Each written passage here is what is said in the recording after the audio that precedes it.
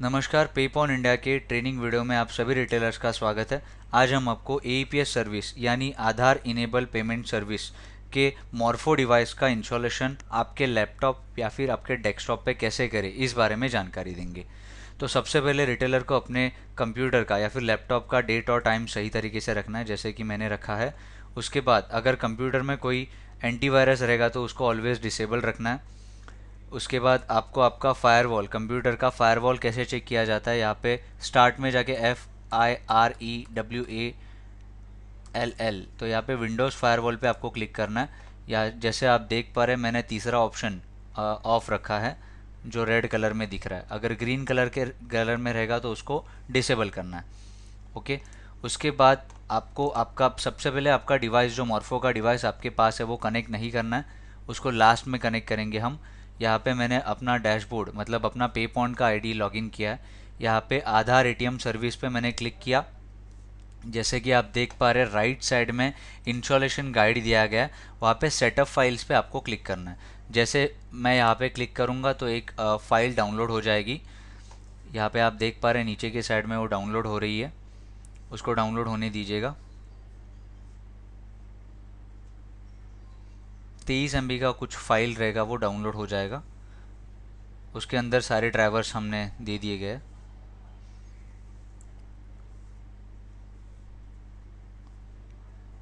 Download होने के बाद उसको आपको आपके डेस्कटॉप पे, मतलब मैं यहाँ पे डेस्कटॉप पे सेव कर रहा हूँ, आपको आपके कोई लोकेशन पे सेव करना है तो आप कर सकते हैं। ये मैंने यहाँ पे इसको डेस्कटॉप पे सेव कर लिया। डेस्कटॉप पे आने के बाद आप देख पा रहे हैं एक फ़ोल्डर मेरे डेस्कटॉप पे आ गया। उसको राइट क्लिक करके मैं ओपन किया। यहाँ पे आप देख पा रहे हैं मॉर्फो का एक ड्राइवर है, वहाँ पे उसको मैंने राइट क्लिक मार के रन एज एडमिनिस्ट्रेटर पे क्लिक कर दिया। यस करना है और यहाँ पे इंस्टॉल वो अपने आप होने लगेगा।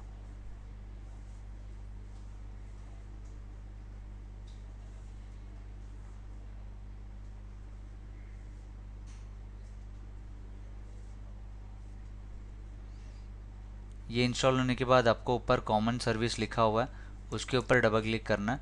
उसके ऊपर ई वॉलेट सर्विस है, उसको आपको राइट क्लिक करके इंस्टॉल करना है। ये मैंने इंस्टॉल कर दिया। कभी कभी क्या होगा, ये राइट क्लिक मारने के बाद इंस्टॉल नहीं होगा, तो आपको उसके नीचे जो सेटअप लिखा हुआ है उसके ऊपर राइट क्लिक मार के रन एज एडमिनिस्ट्रेटर करना है। वो डॉट नेट का एक सेटअप है, dot net 4.5। Dot net 4.5 important है ई वॉलेट सर्विस के लिए, इसके अलावा ये इंस्टॉल नहीं होगा।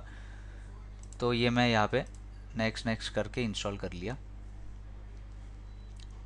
अगर वापस मैं दोहराता हूँ, ई वॉलेट सर्विस अगर इंस्टॉल नहीं होता है तो नीचे सेटअप दिया गया है, उसको राइट क्लिक करके रन एज एडमिनिस्ट्रेटर करो।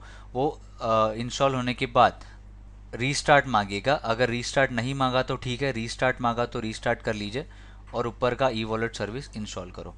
मेरे पास ऑलरेडी डॉट नेट 4.5 था, इसलिए ये अपने आप डाउनलोड हो गया। ओके, ये क्लोज पे मैंने क्लिक कर दिया।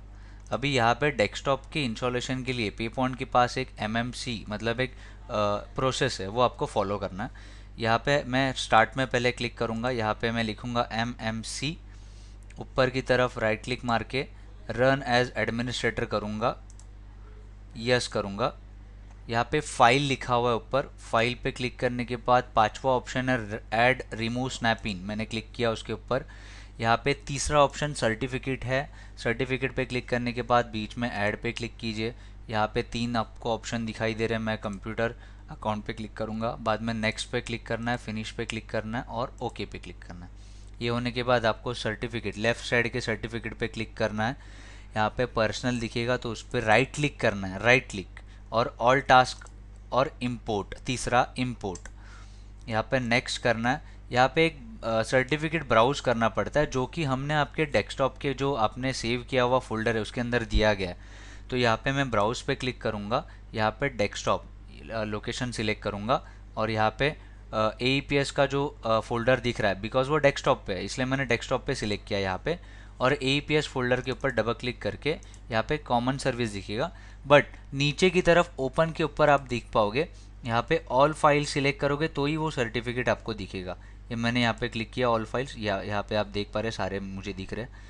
जो भी है, यहाँ पे पे point Aadhaar co dot in जो सर्टिफिकेट है पे पॉइंट का, उसके ऊपर क्लिक किया मैंने और नीचे ओपन लिखा हुआ है उसके ऊपर मैंने क्लिक कर दिया। उसके बाद यहाँ पे नेक्स्ट नेक्स्ट नेक्स्ट करना है, फिनिश करना है, ओके पूछेगा, ओके करना। ये सब होने के बाद यहाँ पे क्लोज करना है आपको और नो पे क्लिक करना है। वहाँ पे पूछेंगे save console setting to console 1, तो नो करना है, ये मैंने नो कर दिया। उसके बाद मैं वापस फोल्डर ओपन करूँगा जो सेव किया था डेस्कटॉप पे। सबसे नीचे एक है ना होस्ट स्क्रिप्ट दिया हुआ है, अपडेट होस्ट स्क्रिप्ट, उसके ऊपर राइट क्लिक मार के रन एज एडमिनिस्ट्रेटर करना है।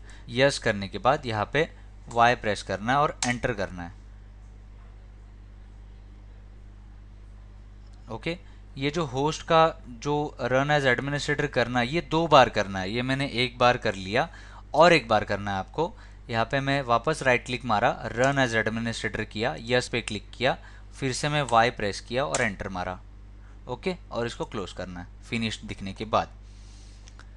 अभी आपको आपका डिवाइस कनेक्ट करना है, जो मैं अभी यहाँ पे डिवाइस कनेक्ट कर रहा हूँ। मॉर्फो का डिवाइस मैंने कनेक्ट कर दिया। एक बार लाइट ब्लिंक हो गया, यहाँ पे आप देख पा रहे हैं इंस्टॉल हो रहा है। इंस्टॉलिंग ड्राइवर दिखेगा आपको, क्लोज करना है आपको, रेडी टू यूज़ आ गया, मैंने क्लोज कर दिया। ओके, यहाँ पे 2 पॉपअप आते हैं मॉर्फो की तरफ से, वो पॉपअप आएंगे, ये एक आ गया और एक बार आएगा। कभी कभी दूसरा पॉपअप नहीं आता है तो कभी कभी आ जाता है। अभी कैसा है कि कभी कभी वो पॉपअप नहीं भी दिखेगा आपको। ओके, तो मैं यहाँ पे पॉपअप आने के बाद यहाँ पे जाऊँगा और जो भी है, मतलब पहले मैं डैशबोर्ड पे क्लिक करके आपको बताता हूँ। आधार एटीएम पे क्लिक करना है आपको, यहाँ पे 3 सर्विसेज आपको दिख रही है, बैलेंस इंक्वायरी है, विड्रॉल और डिपॉजिट है। वो आप तीनों सर्विस आपके ईपीएस में सर्विस दे सकते हैं सारे कस्टमर्स को। नीचे की तरफ कैप्चर लिखा हुआ है, आपको आप प्रोसेस से जाना है। पहले बैंक सेलेक्ट करना है, आधार नंबर सेलेक्ट करना है, आधार कार्ड का नंबर डालना है। यहाँ पे वर्चुअल आईडी और आधार नंबर 2 पूछा है, पहले आप आधार नंबर ही सिलेक्ट करो बिकॉज ईपीएस सर्विस है। यहाँ पे आधार नंबर डालना है, यहाँ पे 10 फिंगर दी गई है, कोई भी एक फिंगर सिलेक्ट करना है। फिंगर के लिए आप थंब अवॉइड करोगे, मतलब थंब के अलावा बाकी के फिंगर्स ट्राई करोगे तो ज़्यादा अच्छा रहेगा बिकॉज थंब को ज़्यादा सरफेस यूज़ होता है। थंब के अलावा बाकी सारी फिंगर से वो कम सरफेस वाली है, तो biometric data did not match, ये एरर कम आएगा। ओके, तो यहाँ पे मैंने राइट इंडेक्स लिया अंगूठे की बाजू वाला और कैप्चर पे मैंने क्लिक कर दिया। यहाँ पे मेरे डिवाइस के ऊपर अभी लाइट आएगा तो मैं मेरा राइट इंडेक्स, मतलब जो अंगूठे की बाजू वाला फिंगर है वो रख दूंगा। ये लाइट आ गया और मैंने वो रख दिया। यहाँ पे मुझे पॉपअप आ गया कि मेरा फिंगर कैप्चर्ड हो गया। इसी तरह आपका इंस्टॉलेशन भी सक्सेसफुल हो गया और आपके ईपीएस के ट्रांजेक्शन्स यहाँ पे आपको चालू करने। ओके, ये सारा प्रोसेस करने के बाद एक इम्पॉर्टेंट जानकारी आपको देना चाहेंगे। अगर ये होने के बाद मॉर्फो के ऊपर पॉपअप नहीं आता है तो एक बार आपका डिवाइस आपका लैपटॉप या डेस्कटॉप वो एक बार रीस्टार्ट कर लीजिए।